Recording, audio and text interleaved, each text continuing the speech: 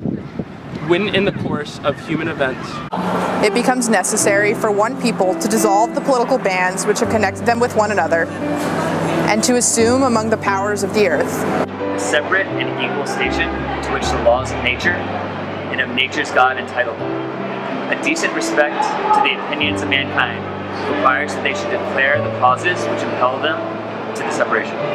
We hold these truths to be self-evident, that all men are created equal.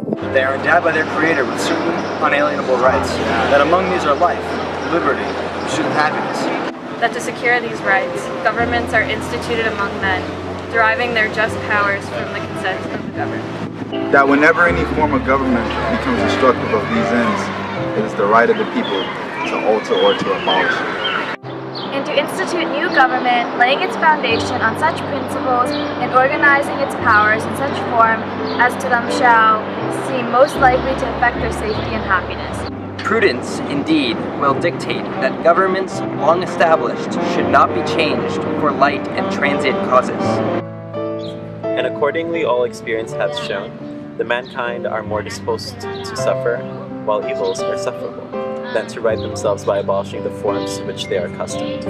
But when a long train of abuses, usurpations, pursuing invariably the same object, evinces a design to reduce them under absolute despotism, it is their right, it is their duty to throw off such government and to provide new guards for their future security. Such has been the patient sufferance of these colonies, and such is now the necessity which constrains them to alter their former systems of government. The history of the present King of Great Britain is a history of repeated injuries and usurpations, all having in direct object the establishment of an absolute tyranny over these states. To prove this, let facts be submitted to a candid world. In every stage of these oppressions, we have petitioned for redress in the most humble terms. Our repeated petitions have been answered only by repeated injury.